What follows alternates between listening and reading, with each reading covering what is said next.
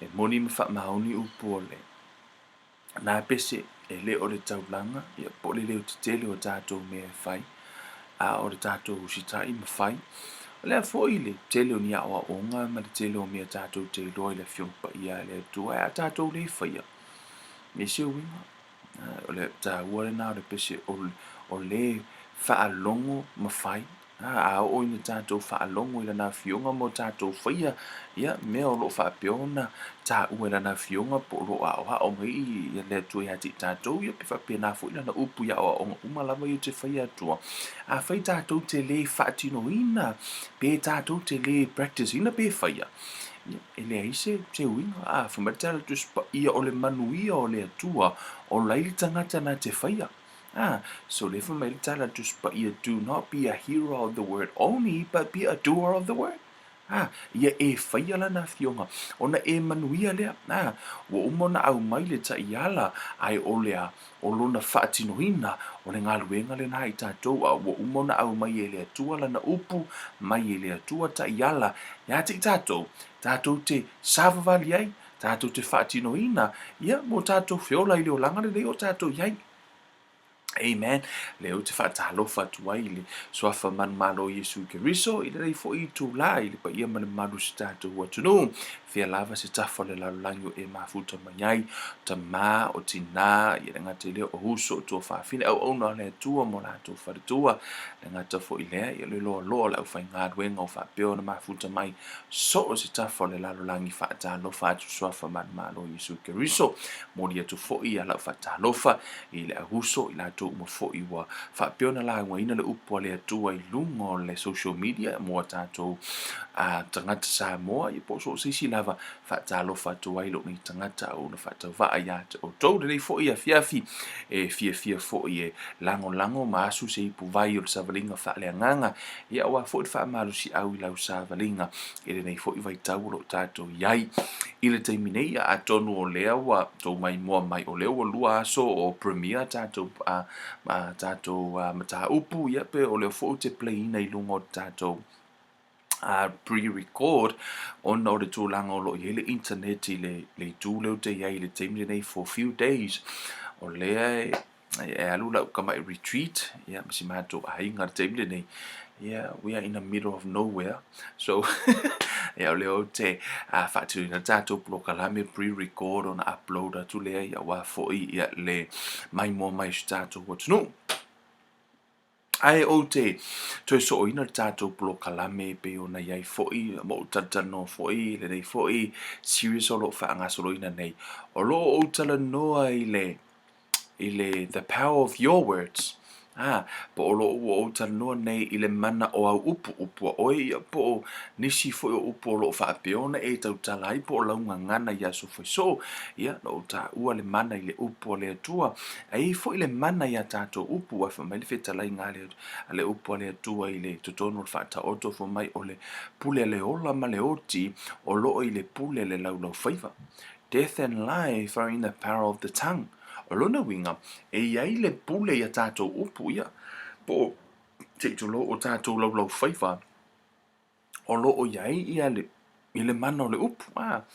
Ina ua mata, I think 2 nights ago, mata i fo i lungo le televisi.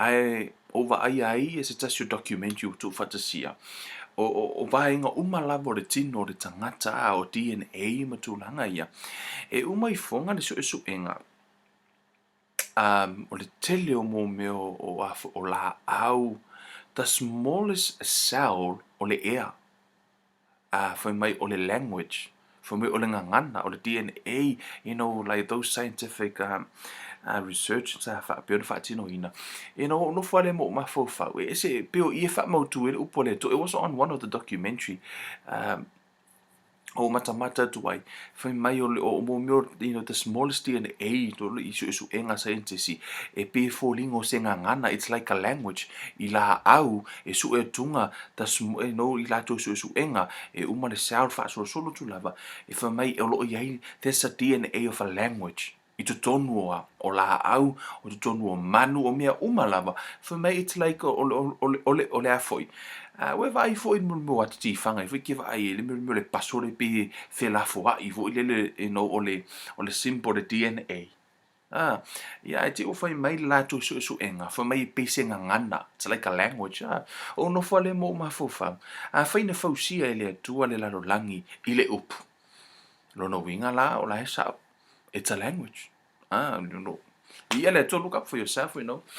Ofo I mo maka kui ngai, you know, some of the documentary I do ta welo ya la sa lunga de TV 2 nights ago. Fa pe man o ia fa mau tu le upo le tua. E sa ona fausia me o mai le upo le tua. Anyways, hallelujah. O le lau tala noa I le ola ma le oti. O le pule le lau faiva. Amen. O lo I le pule le lau faiva. Te loa wa o ta ua ia mo o pa ia fo il tele o vai ngore tatu fa vai. O le fiafire nei. Ia. O le tele o taimi e te whaatino ina ia o ngai kiwi kai scriptures, after scriptures, matulanga fu ile leo te mana o whai loa ia te oi, le tā ua o le mata upu le nei o au upu. E ala le whaali o tu ia te o tau wa fionga pa ia le atua po o mau o le tus pa ia, o lo o wha mautu wai, matala noa I le vaenga lea. You know, there's a one thing e tele no o wha malusia le tātou uma o lo mafuta mai. A fai ele ai se a fionga pa ia le tu. If there's no scripture, e wha vai se a onga, I don't think it's healthy for you to listen to. A fai ele o iai se mau o le tu si pa ia e wha vai ina a fai wana o se theory ia pe wana o se wana o ni opinion mani manatu ai le ai se a fionga pa ia le tu po se foi upo le tu si pa ia lango ai. No winga wana o se opinion. E tā ua lowi loa le fionga pa ia le atua from scripture. Amen. So I show you guys tele no o whailo atu le tele o fionga pa ia le atua le fausia ina le atua le fofuanga na fausia ila na upu le malama o le la yo la au o le you know o manu o le vau o I o le sami na fausia o mai le atua ila na upu o na fai mai la I o le whetalainga le atua tātou whaia le tangata ilo tātou whatusa. Let us make man in our image according to our likeness. Amen. After that, and then for mai la I o le tala e feso e lima foi upu mua for mai I o tātou wha o I le atua wha pe o le whanau pele. Let's imitate God as dear children. Imitate God. Pe wha tai pe wha o fo I le atua. Amen. Tātou wa aina wha tino ina Yesu, pe na wha o Yesu.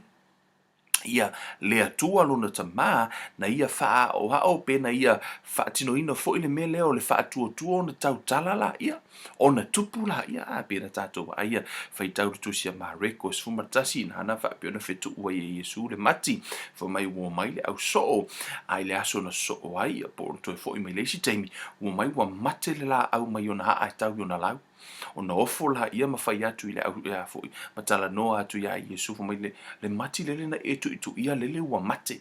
E whaliu Yesu, ele I whaliu Yesu fo mai ngā o au lava langa o le tali o le atu, ai mawhaina o whaia no.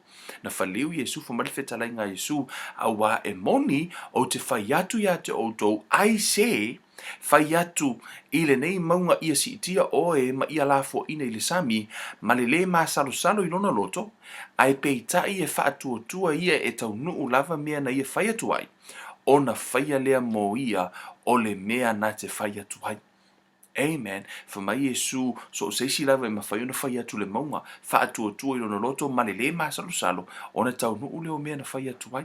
Amen. E se la le tahua for mai la ia one of the similar passage of scriptures I don't know le 2 Corinthians o lua Korinito e wha sumba tonu for mai o loo ia te I mātou lea lava loto whaatua pei ona tu sia ua o whaatua o le mea lea no o tautala atu ai o I mātou fo I ua mātou whaatua o le mea lea ua mātou tautala atu ai.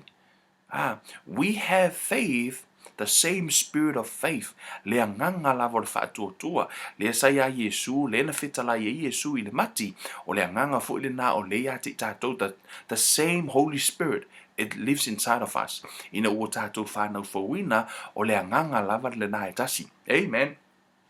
ta ua fo i tonu le pe mua pe te tonu fo upo se furu fo mai a wa o le fia manao i le ola ma ia i loa aso le lei so ia le tautala lona lau faiva i upuleanga ma ona lau ngutu aua le tautala faa ole e lua mea le tano mai ai fa mai aua e te tautala i le afo i lau faiva i upuleanga ma lau ngutu aua le tautala faa ole aua e te faa ole o e lona mea ta ole faa ole ole o mo tala faa ngutu lua ia polisi fu ona fa upunga le na a wale fa ngutu lua a wale tau tala le ngutu a wote faia se tala ele o yailo loto for the upper to spa yet fata auto for my whatever a man think in his heart so is he for me ole a lava le manatu le tangata ilona loto o ia lava le na a fai te manatu ilo loto a foi o pole a lava le sa vali fo se tangata for my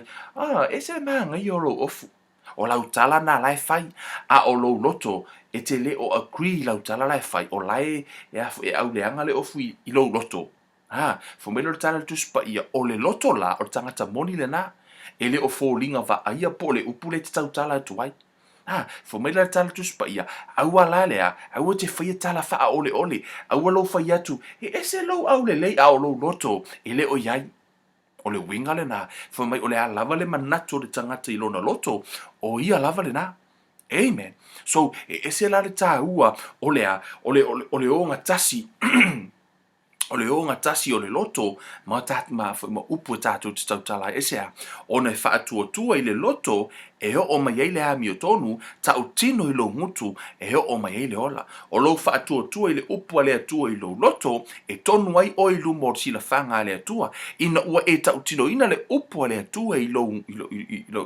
lo ngutu e tusa ai malea ma ta tonu lo loto ona tupu la ia aisea ona o le atua o i o le atua na te whaatau nuu ila na upu amen o le afiafile nei pe fu ona ta ua i foi ele tu spa ia tolu tu se Jakopo na no uta ua ile fa matala me tu spa ia Jakopo e tolu na lo fa tu sa me tu spa ia tato lo faiva foi mai e pe o le fa angutu sol fanua fa tu sa ia le lo faiva e pe fa angutu sol fanua po le ale malo si fe o sol fanua a fa o sta matiti fa ta usanga lai lungo sol fanua po le ale malo si fe o le sol fanua e mafai el tamatiti fata usanga pe lima ta usanga ona ta ofi sol fanua pe akango e koso lea pe akango e koso fa mutu e fa along e mafai el tamatiti ona tango fa tonu le me alu ye sol fanua pe a fai e fa along le sol fanua ile fa mutu lai le mutu sol fanua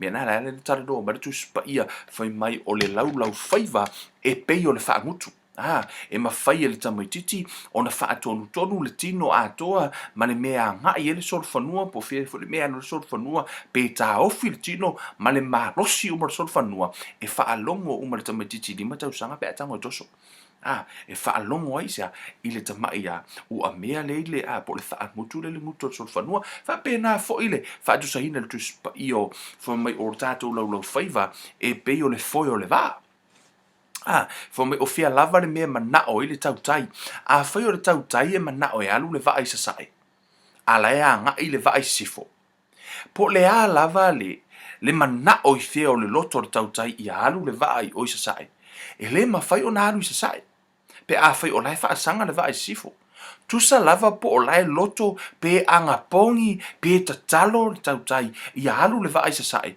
e le mafai na alu i sasai se i longa lava e tango ona lima e le foi uli mami milo le foi uli fato ama faina li liu le va e alu i fea alu i sasai ia i le taimi le nei e fatu sa ia la tonga whaongare ta avali fai ma fatu ta inga wa tato umalava e ave ta avali po le lava lo mana o te alu i sasai lai fa asanga lau ta avali si sifo tu sa lava pete anga pongi ma e ta talo i le atua ave le ka avali o i sasai fai ele o iaisa unga ruenga e fai ole mimilo le ta avali e alu i sasai e ke anga pongi e ke kakalo e le kai lava ure ka avali o ilea e le kai alu ka avali sasai aisea ona fo ele o fai lau ngā ruenga pe ele o fai lau mata fai oi ole mimilo le ta avali Whaapena fo ila, pe tātou te angapongi matatalo i le atua i o tātou manuia, ai a whai le suia le upu tātou te tautala ai, a whai o loo tātou tautala pe i le oti. Tātou te le manuia lava, tu sa lava pe tātou te lo lotu i aso oma. Yes, kusa lava pe te alu le lotu, aso umolo langa, e te alu le lotu me e vivi i le atua me e tangi le atua me e tatalo i le atua, whaamanuia ia te oi. If you don't change your confession, if you don't change the way you speak, e le mawhaina suia o lo langa. Fato a sui lava pe mawhai e le atua, ona whaatau nuu lana upu se ilonga lava ea, e saula na upu i fafo ia pe te tango e taula na upu pe ta afo. A tau tino ina lana upu, fato a sauli o le atua e whaatau nuu lana upu. E le mawhai fo e le atua na whaatau nuu, pe a whai te le tau tala ai, mea nai whameritala tus pa ia, we have the same spirit, therefore we speak. Fo me o le mea le ue o ia te mātou le nganga whaatua tua lava e tasi, ua o mātou talitonu, o le mea le o mātou tau tino tuai.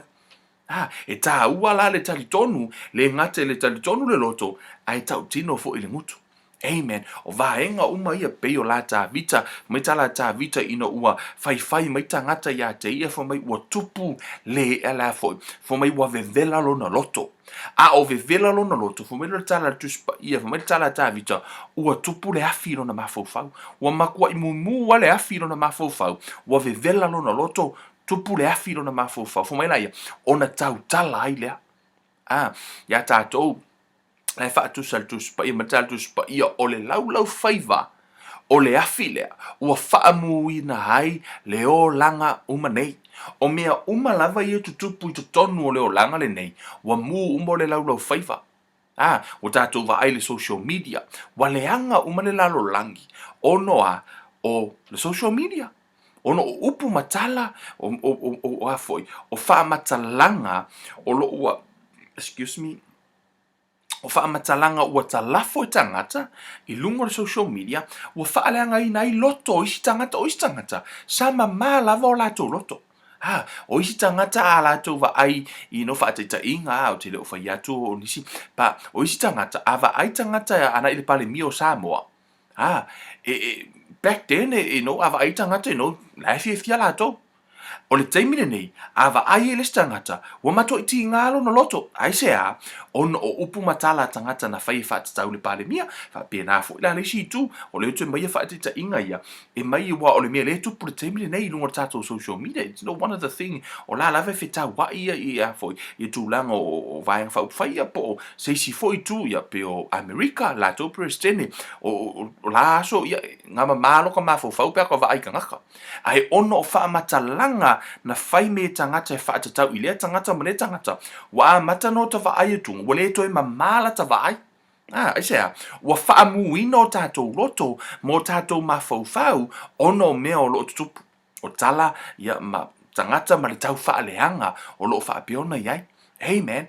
So o te leo whai atu, whaamanuia le atua le pale mio Samoa, ma le tua ngai, mai lātou umalava o loa ngai, no, this is, ele ini tātou vaenga whaporokiki e whaino no mata upu le atua, but I just bring them an example, ono o mea lena tutupu, ia mamalo mawhau ngi whapia, ukalongo whaporokiki mai, no, I'm talking about the fact o mea le tutupu. E mai whai ma whaata inga, me o fo te mine i te vai tu foi, i oa po lea lava le mamā o lau wa aia te au. Lea lava le mamā o lau wa aia te au. Ai a latu lo sisi whai se tala le anga whaatau ia te au. E te ia ua e whaalongonongo mai wa sui fo i lau wa ai. Ai sea, wa le o toi mamā le conscious. Ma fua mai sea, o no upu. O upu. O ti a polo o lana mele whai e sau whaase le upu. Mantua fo o eva na ma fua na se o le upu. Amen. Ta atato se mena fa matatu spa ia a le se le tangata i le upu o le tangata le ua sau. Fa mai ua sau, fa mai lor tu se fata o toi hono fe upu e lua, fa mai ua mai le ia i tātou e a tātou upu. Amen. O tu tonu o tātou upu, o le mea pito i sino na fia wha mafa. O le tā ua i o upu tātou te tautalai, ai le o iloa e le toa tele. Toa tele tangata sa mof matala tu spa ia ua whano tangata. Ona o le ai o se malama mai. People perish because of the lack of knowledge. Ona o le ai o se malama. Lātou te leo iloa, le afianga o lātou tangata, le afianga o lātou whanau, le afianga o lātou urungalii, o lātou, ainga ma pisinisi, e mafua umamai i upu. I upu. Ai sea, ona foi o le sio manga na fausia e le atua le langi ma le lalo langi le upu, na ia faia foi le tangata i lona faatusa, na te fausia foi mea i le upu. O lo sio manga le lei, ma lo sio manga manuia, e fausia i le upu, ole afiafi le nei. O te, o vatua te lo nisio mau o whapea, ole a o walu au mai se tala, fai ma whaataita inga i le afiafi le nei. O au upu e filifilia lo tau nuunga. A e tau tala i le oti le teimi le nei. O lo tau nuunga e te oti e te le au i le meo le te alu iai. Pe te le au i le meo o umo na fola ina i le atua mo oi. O au upu foi e te tau nuu ai i le mea na fola ina i le atua mo oi. Le la tatou ore i tatou te va ai. I le tāu o le upu o le atua le awhiawhi. Le au mea se tala whaatai me tutonu o le afoi. O le fōlaunga i Israelu. Amen. Ona i tutonu le tuspa ia. O le whainga malanga i Israelu e anga i mai ai ko pito e oi kanana. O le ata lea o tātou ia po o le impeo tala le tuspa ia fo mai o le whenga ngatuai. O le ata, it's a shadow. Fo me o le ata o me o le awa aia. So o le whainga malanga la Israelu mai i kanana, mai ai ko pito e anga i kanana. O le ata lea mo oe maa o le tātou whainga malanga i leo langa le nei. Mai le aso na e talia Iesu se ia ho o lea. I le aso e vala au mai hailu tātou wali i te uru whale atu i lona manuia lona oli sanga tō mau ia po le manuia o le atua. O le tātou te o i le promised land. La tala noa ai Paulo fa mai o le promised land le la o tātou promised land la iai o le langi. E iai fo e tātou promised land i le lalo langi le nei, e i le mea na whaia e le atua mō tātou. Po o le iai, o lana e ola ma e whanau fauina, na iai la le taita inga le atua a tonu o o se whaife au. I le aso na e whanau fauina ai, e le i whaapea na e whanau loa a vea lo o e ma whaife au. Ai, na e whanau fauina, o le a vea o e ma whaife au, e fua i lunga o le a, o le taimi e te usita i ai, po le taimi e pe fua i lunga o lo usita i le atua. E rafo, e le fua ina i lunga o tau sanga, e le whaapea te talia ngi Yesu, nga e whaapea rai, ka ungo whaife au kai au langa o makua fo. No, tu salava pe te matua, e le whaapea fua ina ina, e fua le vave o na avea o oe, pe e te tau nuu i le mea na mana o le atua te o iai, e ala i lo usitai i lana upu. O le, aturunga le tātou tusi lea. Hallelujah. Hallelujah. E tono le tusia numera o lona mata upu e. E sifurma le tonu. O i le la tātou te va ai ai. O lo o le ua uma ona wala talata wa tu lata nei ia le au Israelu.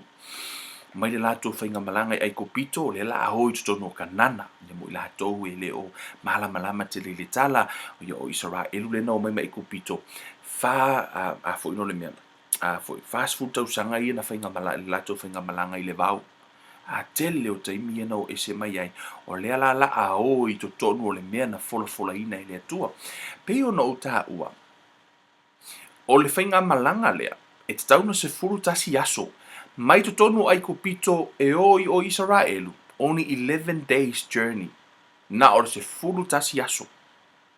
Ai tango le atua whata a milo Israelu, e fia, wha se furu tausanga lea na sa vavali ai. Ai sea, e eilo na mafuanga a whai te ua whaatanga mai tātou le nganga pa ia. Ia o tātou o ai tātou o onga nea fiafi ai ale ai. Ia la tātou tano i sestaini. Ai tu tonu i. Ile afo. Ile baenga lea o tonu tusi lea numera se furu martonu. numera o le mta upos fumaton o le tala no ai isipai ia po o ila tou ia no e asi i le fanua totonu o ia o le osa uni Israel o le o le la o i totonu kanana ai na tuli la na faile fa tonunga le atua ia mose e au mai sui tai to tasi mai totonu o itu ainga se fulu male lua itu ainga o Israel mele au mai tai to tasi mai le itu ainga e o mai e o i totonu e asi le fanua but I really want you to tala lau fa longo a o tatou faitaua le upo le atua ona faisi umi o le tatou faitau ngatu so le lau tanga fa pu le fiafi le nei ai ese le tau pe no fai atu e fua lo tau no unga i le upo te tau talai ma le fetarai ngā le atua ua fetarai mai fo i ova ia Mose ua whaapea mai ia e awina atu tangata la tau te asi le nuu o kanana o te fua ina i le whanaunga a Israelu e tai to atasi le tangata i tu ainga o lātou tama. Ia e awina atu ai, o ali i uma i lātou, ia te i lātou.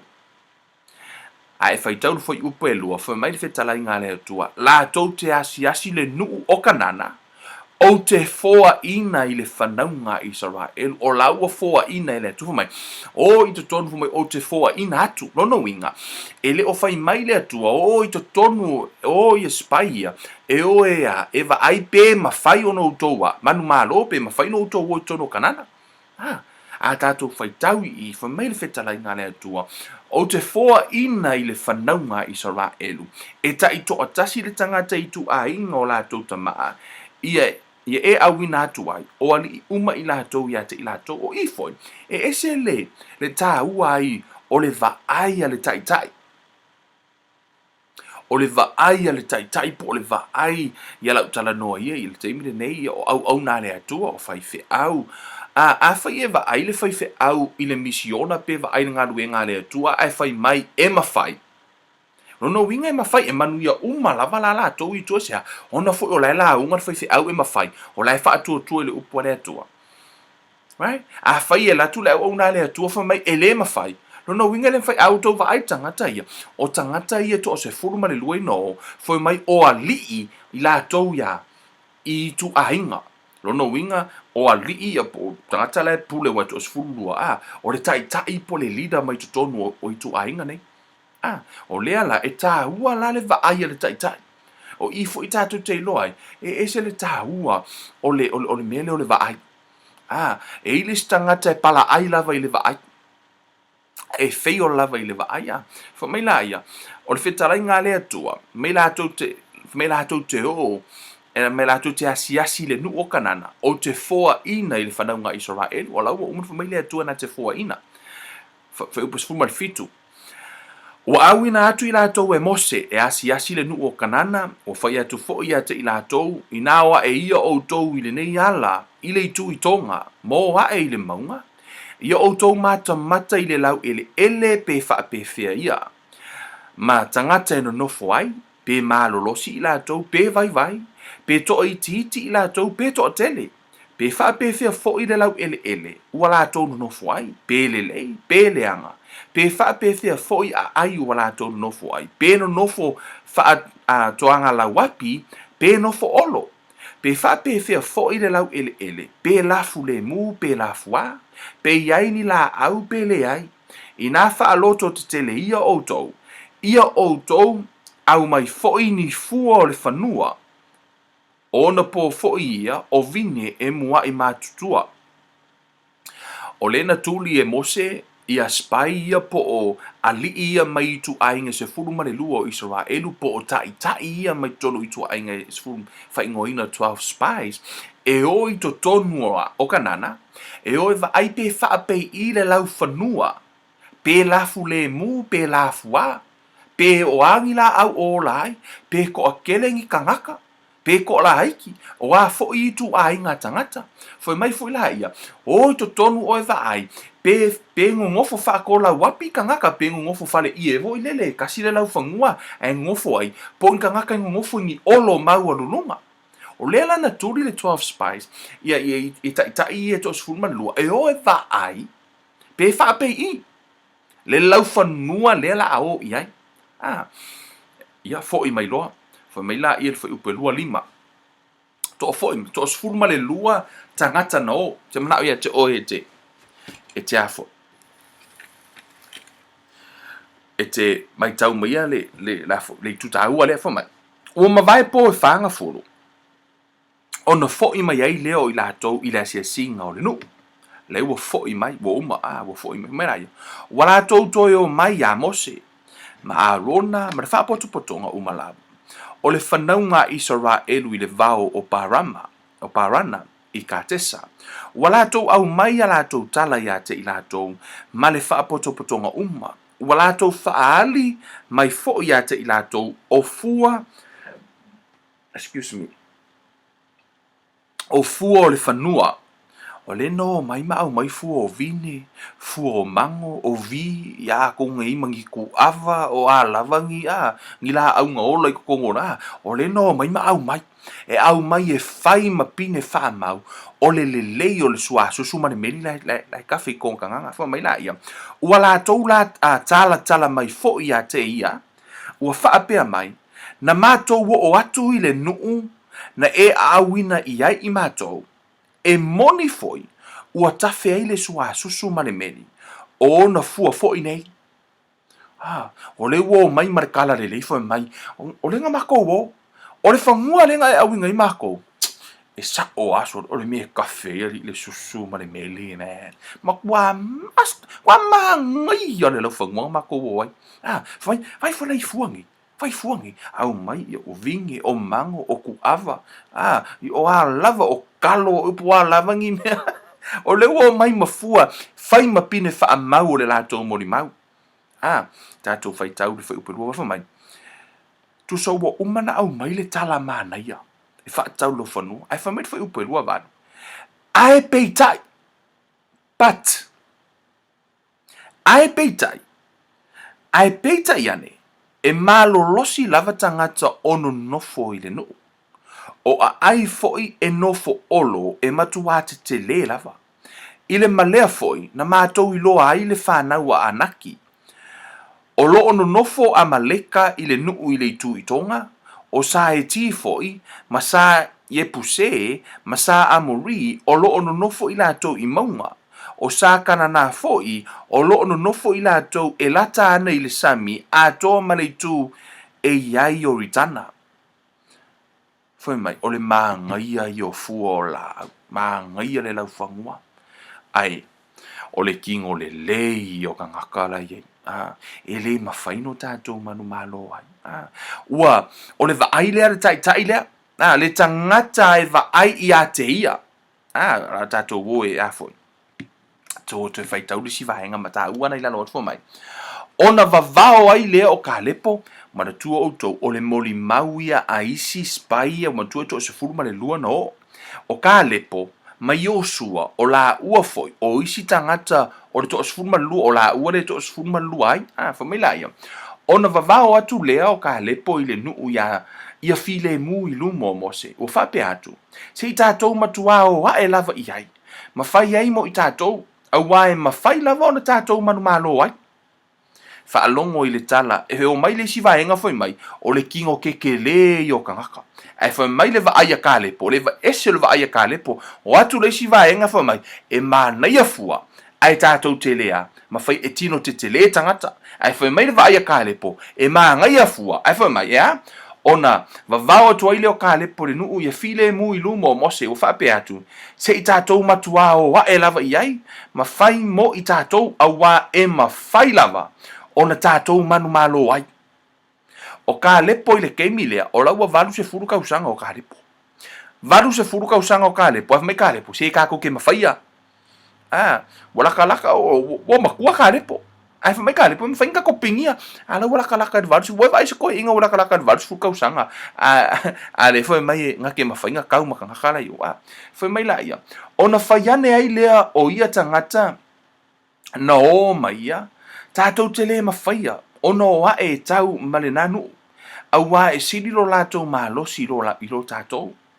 Wa lātou whaitala leanga mai fo i le whanaunga a Isaraelu i le nuu na lātou wasiasi i ai.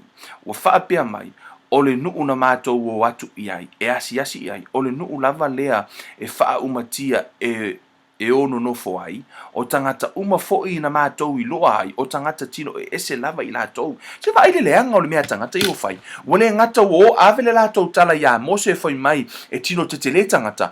A o ka lai le kala I kokongo Isara elu ka ngaka ngu o Isara elu fai mai, o lea fai. Wo fa vai a loto tangata. Wo fai mai, o le mainga e mo wai oe, e le ko iaia se kiwa. O le mainga e mo wai oe, e mo lo ka ngaka coronavirus ki ngoa woki. E le o to iai ma se tala. Pe o to iai se tala fo ile le faa malu si ai le loto le tangata. Le to iai se tala e faa tua info mai, sa o le maanga ia lau fangua ai ke koke va ai ai. E mai maule kaimi, e kasi se ka ngaka, kasi ka ngaka. Wo fai tala ia, wo fai anga ile nu, fo mai la ia. Na mātou I loa fo I tangata maurulunga o atali o anaki na tutupu mai I tangata maurulunga e peini se lava I mātou I o mātou manatu sa whapea fo I mātou I o lātou manatu se I ewa aila I le lātou wa ai ina ua wha moe ale tangata I te ia wha mai le tala la vaenga lea pe ia mākou ngi se ai se a ono fo I o laiva ai a o lātou e le o lātou va ai o le atua na fai mai e o tonu o la lava e va ai a lātou fai mai pe ia mātou o ni se o ko vai le se le mangu fo le ia a tonu e ile se le va ai e se e pe ia o le ke le o le a foi ko vai le ali se le sa mo ia fa pe nga ia po le pi fo ia lango melia ia pe fa pe nga le tele fo mai ka la va ngai pe ia mākou o ni se I tangata la ono le va ai a lātou o lo fa moe lātou ia lātou o lo fa moe lo lātou malosi fa tusa I lātou ia I tangata la me le mo tango fa tusa o lātou I tangata fo me la ia pe ia mākou o ngi se ono le lātou va ai a lātou ai lātou makua I le va ai I le atua le na fa me la ia fo tatou wolo fa ta upusfuma ta upusfuma fa no me fa mai ona alanga ai le o le fa popotonga uma o fetangi si fo ile nu ile po se I va ai le me tupu pe a ona e avele tala leanga pe te avese tala fa noa ile nu le no o avele tala fa noa ile nu uma fai ai o ka ngaka la ka ko kele ma fai e fa apea le tulanga o lo iai wa fa vai ai loto tangata ile yo a fai o tai awan e tau tala ile to I lalo o le tala na le tau tala tangata ia they speak death le tau tala to I lalo la to te le mafaya o le ala wa fa vai to I maisi tangata ia la to te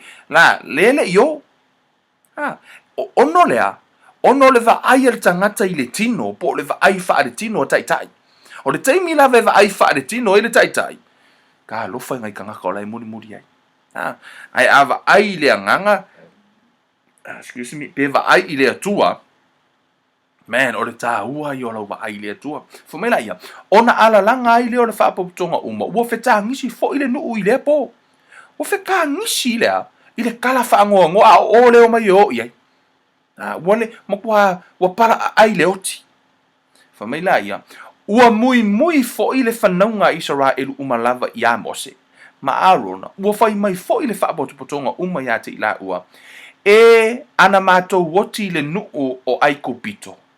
E ana mātou woti le nei vau.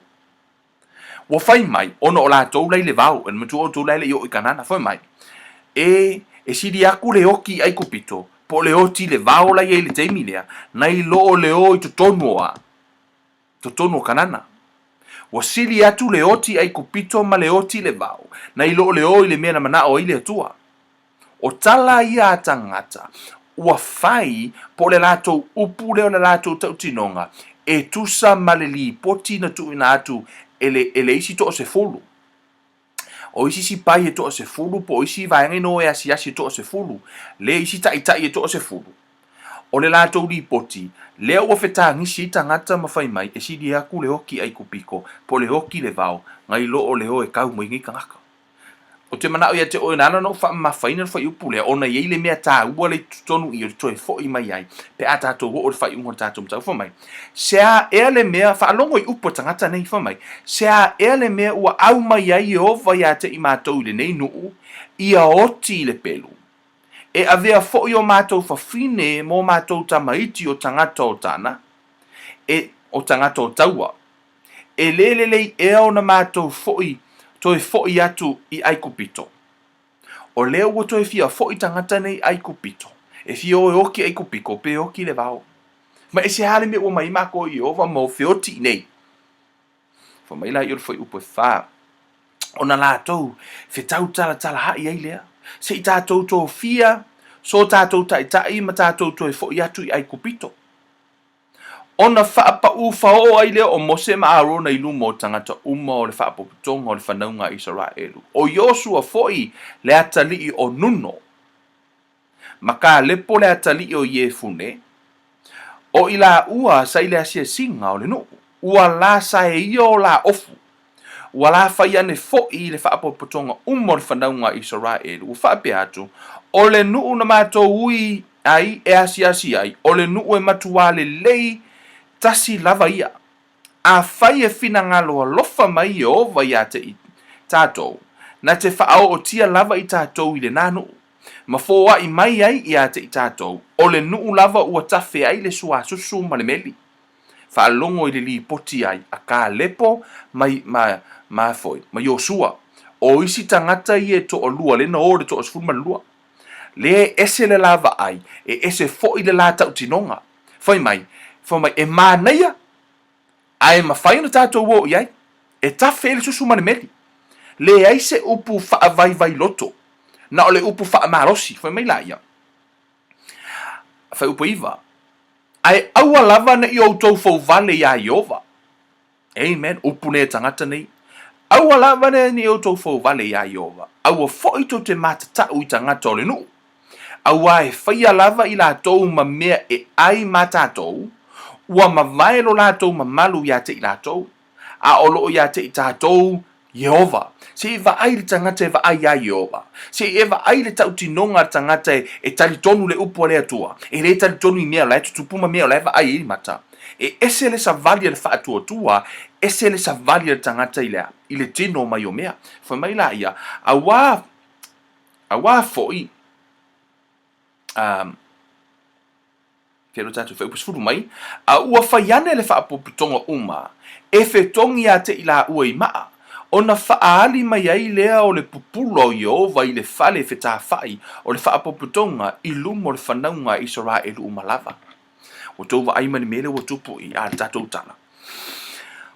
O atu le isi to o se furu ma lua no, o atu to o se furu ma le lātou tala whaanoa noa, o le li potia tangata ia. O leo ua whaavai ai ma whetangisi ele nu. Ina ua tūrai atu tangata e to alua ma le tala le lei, ma le li poti e tala whaamalosi ai, ua whaliu ma le ngu o le akau ai ma. Ua leo to e fia whaalongo i se tala foi lele, ai se ono o le mori maua tangata e to o se furu, tangata i e va ai le tino, fa mai e le mawhai, tangata i e tau tala i le oti, pe tau tala i le to i lalo. Tangata ia no mai ma le mori mau to i lalo po le tala whaanoa noa. O le mori mau la tangata na. Lea ua muli o mai tangata. O lea ua koe kau wha mahalosi ako kālepo. Ma Yosua. Ai whaliu la kau ai maa. Fa mai la ia whetalai ngā yo. Whaalongo la whetalai ngā yo fa mai. O na whetalai mai ai leo Iova. Ia Mose. E ino mai le nei nuu ia te au se ia whea.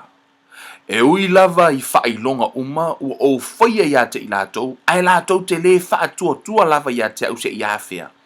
O te taia i lātou i le whaamai whaalongo i tala Iova. O te taia i lātou i le whaamai o te whaaumatia fo i lātou, o te whaia fo i oe matupunga o le nuu e tele ma le malosi e sili ia te i lātou. O na whai atu ai leo Mose ia Iova. Tua matua i toa sāle, tua male tua lau kanga whasioki uma. Fasioki lava ia Israelu o kanga koe maka mai sisi ngu ufau ya oi Mose. O ila le tu wai Mose i le vā. Whaalongo i upu Mose. O na whai atu ai leo Mose ia Iova. E whaalongo mai ai kupito. Awana e aveina ha ele nei nuu I lo mana na ia te ina tou. La tou te tau atu ai foi I e ono nofo I le nuu nei. Awa wala tou whaalongo lava o oe lava yo vai. O loo e a fio I totonu le nei nuu. O oe fo I ova, o loo I loa oe ua whaafea ngai lava. O le au fo I mai ate oe o loo tu I o latou luma. O loo e a fio fo I luma ia te I latou. I le ao whaani utu ina o ao, ma le afi whaani utu ina o opo. O le nei, a whai e te whasiotia le nei no. E pei o se tangata e tōtasi. O na tautala ne ai leo o nu ese o e ua iloa le longo ia te oe. E whaapeane. E le ma whaia I ova o na whao o le nei nuu I le nuu na tauto ai o ia te I latou. O le mea lava lea. Wana whasia ai I latou I le vau. O le nei o te ai o iatu ia te oe. E se le poko upua mo se a. O le nei o te ai o iatu ia te oe. Ia tele le mamana o lo wali e pei ona e whetalai mai ai ua whaapea. O Yehova e tele ngese lo na toa saa. E tele fo I le alofa. E wha ngalo atu I le angasala ma le soli tūna fono. Ai le wha sauina lava e angasala. E tauia e ia le angasala e matua a mātua I le whanau e o I le tolu ma le whao tupulanga. O te ai o iatu lava, ia wha ngalo le angasala le nei nuu. Ia tusa ma le tele o lo walofa. E pei ona e wha ngalo ina atu foi I le nei nuu talu ono mai ai kupito. Ua o lava yona ponei. O le tala lea mose I le toa sa o le atua o le afasioti e le atua Israelu uma. Ai koe whai e le atua se singu ufau mai a mose. E ma whai e le atua. E ma whai e le atua koe a maka mai Israelu po se singu ufau. E a maka mai a mose e whamaritala le atua mose. Ina ua tu mose le va whamaritala mose. A e kango nge fasioki. O nga whai mai la I o ai kupiko mai singu ufau mai se va ai le akua ngalu e ave. Wale ma whai e le akua wha umalanga luenga. Wale ma whai e le akua wha o Israelu le mea ave ai. Lale ua vaku lale ua fasioki ai le o le mea ave ai. O te tala na mose na whai le atua wha mai. O nga ula mai le o isingu ia. O e pea kango e whai le mea na le atua. Ai fasioki a ngei la. O nga ula mai la e tio. Amen. O le whai mai la I o le tala le atua. E pio le vale a le atua ma mose a. Wha mai la ia. O na whetalai mai ai leo Iova. Ua o wha amangalo. Ina atu e tusa malau upu. E tusa male mea le na talo sanga pe e tusa male upu a mose. Na wha amangalo I e le atua Israelu. Se va il ta ua o le tui le va. Se a tātou whanau ma upo e tau talai whanau ai tu o le matua I le vā ta talo I le atua a wana I tau I lo lātou whaile ngā luenga o le afoi o le whautua po te talo whautua le ala ia Yesu o Yesu le whautua mo tātou teimi nei ia I le ata lea o mose lana tu mo Israelu o tātou o Yesu lau atu e whautua I nou kusalawa pe whaavai vai kaukala kākou le oki a la lawe whai mai le atua a ta mā ele mele lo toto e wha ngalo ai I no e te lengese lo to sa o te iloa lava la lava e kamu whaiska mo Kevin e la unga Yesu le upa kaukala I la vaenga la e ho oi lava o le ale ko ese fai kio te manao ia te vai le ata lea le la fo le mele fo mai la to te iloa lava le nuu no o tau ai I o la to tama e lea I lava so la to o e ino mai a te au eva ai ai a o lau au no ka lepo ona ia te ia ne loto e ese I o la to wana matua muli mai lava ia te au o le mea lea o te wha o atu ai ia te ia I le nuu na ia alu atu iai. E whai fo I lea mo lana whanau. Whamai le tala le atua I. O I lako umalava ia le nga kaukala fo I le. Le nga mai mali poki se. Whamai le o. O le tangata le na sau mali poki tangata le na wha atua I le atua matau tino le upo le atua matau tala le ola. Whamai ea o te wha o. Le ala o tato o le taha ua upu. Whai upu e lua ono. I leo te fia o ai te manao ia te oe peno o whai atu. O le ola ma le oti, o lai le pule le lau lau whai mai. Ua whetarai mai fo I ova ia mo se ma arona, o whapea mai. O te wha pale ea se I a hawhea I le nei wha potonga leanga. O I lātou lava, o e mui mai I a te au. Ua oula ngona lava I mui ngā ale whanau ngā Israelu. Ua lātou mui mai ai I a te au. O upu ia na lato mui ai, po o tala ia na lato whaia. Le no le li poki rengo mai matangata ia o the report, le no mai ave. O tala na lana whaalongolongo ai le tua upu to i lalo. Upu to i lalo ia na tau tala i tangata nei. Fa mai lato te le mawhaia, lato te oti, lato te le whaatuatua, pera. O upu umana lato whaia, tato wa ai le tala le atua na whaiwha upu rua wale mai.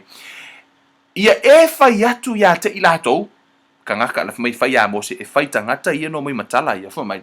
Ia e whai atu ia te i lato, o lo o whai mai e ova, o lo o ola au, o te whaia lava ia te o tou, e pei o a o tou upu uo o mai i o utalinga.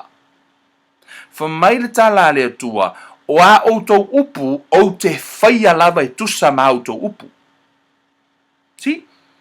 O upu no tou tau talai, o te whaia e tusa ma o tou upu, fa mai na ia, e oti o tou tino ile nei lava vao, o tou uma lava na whaitau lia, e tusa ma le whaitau au whai o tou uma, e afua mai i e ua lua fulu o la tau sanga, a toa mai e ua mātutu ai, o e na mui mai i a te au.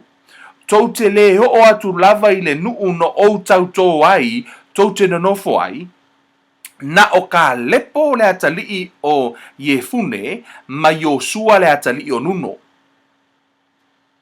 Na le toa lua lava tangata no ese mai tutonu ai kupito, o lea la o i tono karanga, na o tangata no mai ma le upu o lea, upu tau tinonga o le ola, upu o le ola, tangata na tali tonu i le atua ma tau tino, pena tu mau i le upu o le atua, paule na o tangata fo mai le atua, o te faa o ina.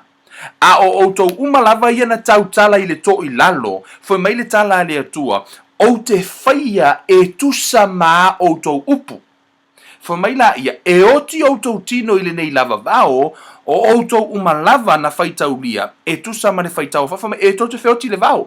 O a tala tangata ia, tato e fo i lunga le amatanga, o le ala tou tala na whai fo mai, ua mui fo i le whanaunga Israelu whai upo e lua, umalava ia Mose Maarona ua fai mai fo i le whaapopotonga uma ia te ila ua e ana mātou woti le nuu o ai kupito e ana mātou woti le nei vao foi mai e siri ai loka oki le nei vao o a lātou tala no lātou whaia, wa lātou le tali tonu, foi mai o sili i foi a te i lātou, tangata ia lātou te le whaatua tua i le mana o Iesu i le whaamalolonga, wa manatu i fo lava lātou, foi mai wa le aise mea te toi ma whaia, le aise tongu fitinga, a whaite ma fau pena ma ua e tau tino, foi mai le tala le atua, o te whaatau nu, e tusa mautou upu.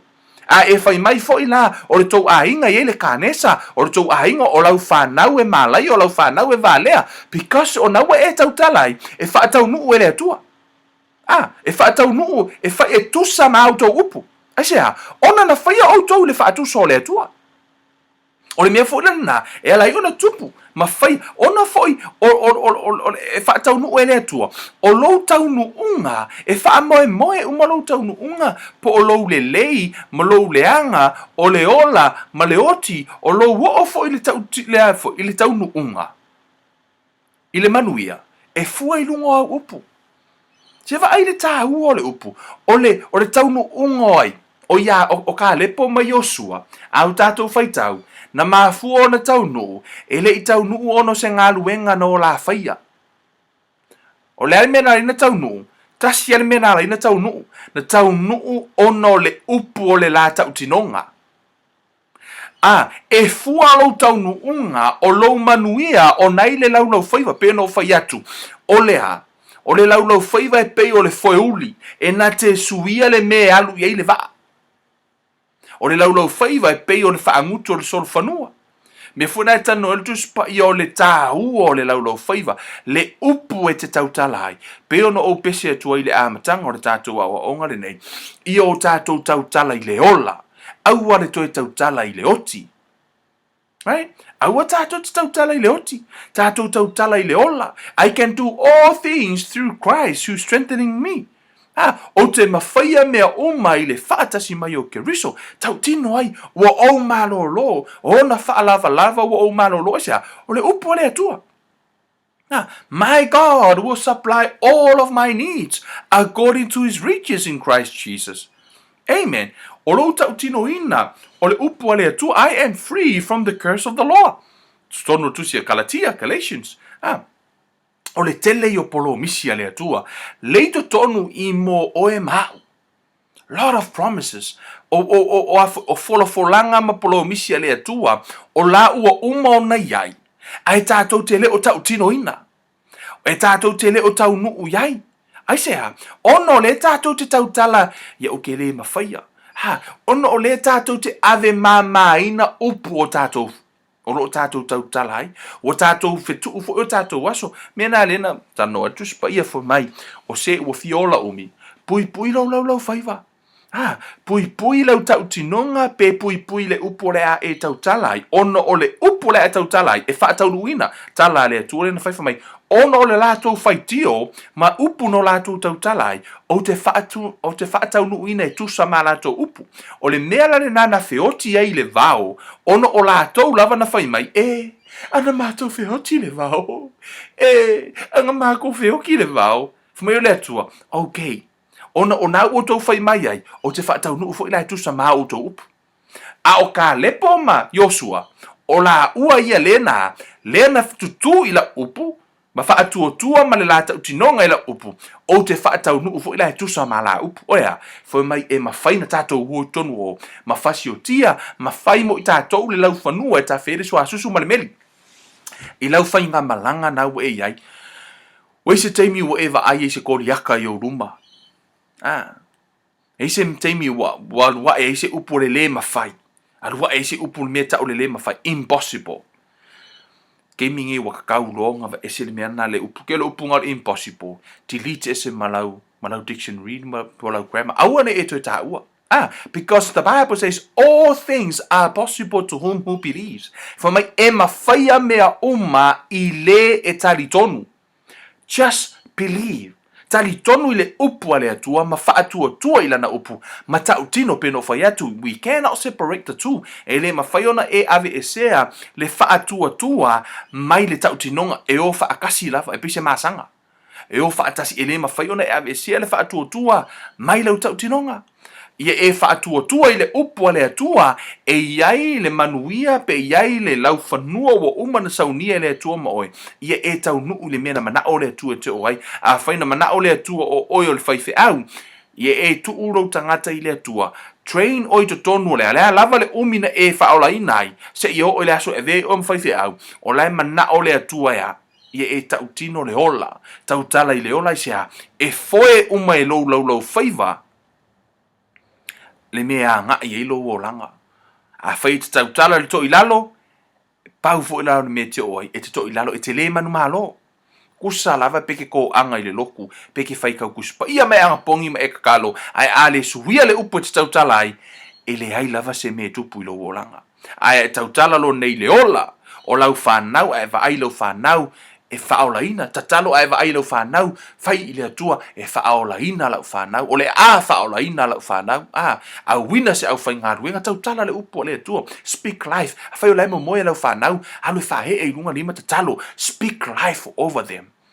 Alu whahe e lunga o lima tatalo I le atua, te tu ina atu lau whanau I o luma, e whaima, me whai ngaruenga, pui pui au a ngelu, o se whanau manuia. Tai au uma va ai lau whanau, whai you are smart, sharp, fast, quick, fast learner. Upu le lei, tau tala I le ola. Fa meila I e whaatau nuu e le atua au upu. Whaatau nuu e le atua upu le ola. Death and life are in the power of the tongue. O lo tau nuunga, o nai lo favor. Mele na lai ona e talitonu lo loto, tau tino lo I lo ngutu, fa meila ia, o no o meila le ola, sui lo ma direction e alu e le pasi a oe. Wa, o laua e alu ana I le langi. Wale to e alu lau pasi ana I se oli. O le teimi lava na e tau tinonga I e sua e ve mari mwhaola, mi milo e loi ngā, e lo whaiva na mi milo o langa, e alu anga I lunga, e le ko e alu anga I la lo le pasi a tato. O le awala nana e whaola inai, o le awala fo I le nai te olai. Amen. daily life. Ia e whaapeona e tai tonu le upo le atua, ma ta utino I lo ngutu. Amen. Whamanuia le atua ia te outou. O te fia au mai nisi o tala, this is a Bible study. We study the scripture. We, analyze the scripture. Mtato va aile fiongo pa ia le atua. I hardly preach. Sea ula unga ono te mana o ya o te mana o ia e loa o laito tonu o le tusi pa ia. Mena la I o tatou onga e au mai umani mau ia tatou o fole ni si o tala ma tatou faitau mau ili le mafu anga na la o na manuia ma mafu anga na la o na malaia ina ia au mai au ana ia ise mea a faina I lau savalinga a ia sa o lau va ai lu mole la fiongo pa ia le tua fa mai ua mai le ia I tatou e upu o tatou mutu.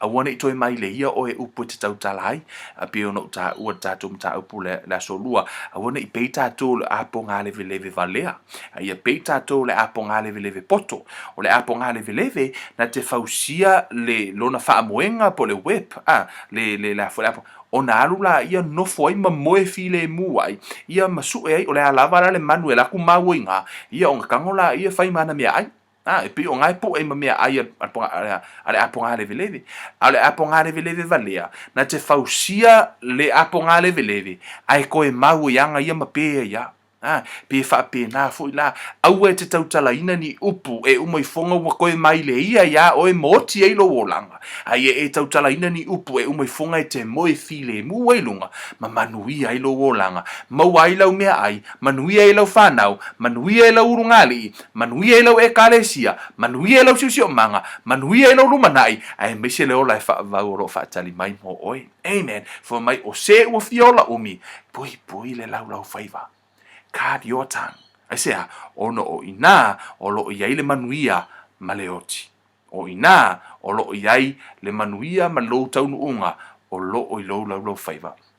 Tātou talu le tōl mātou ta mā, whaafetai I lau upu, whaamanuia I lau whanau ma lātou whaalongolongo renei a fiafi, o le ola ma le oti, o lo I o mātou lau whaiva, se e whaia se āmatanga fau, whaia suia le lātou tau tinonga, I o lātou tau tinoina lau upu mō lātou sue, ma whaitau mau ili lau upu, se I o lātou loa, wa o maona e sau nia le manuia mo I lātou, whaamanuia le atua, whaamanuia I lau whanau, whaamanuia I seisi o whaalongolongo mai, seimi mua le nei, ho o tuai le whaamanuia ngā la ua fio, e meise whaapeo na ngā lue lo wanganga, ia whaapeo na whaatumuina o lātou loto, I le upumoni whaatumuina I le ola, because o lau upu peona e whetalai for my out of our bellies will flow rivers of life. O lo o iai I to tonu o mātou loto e tawhi mai eile vai e ola.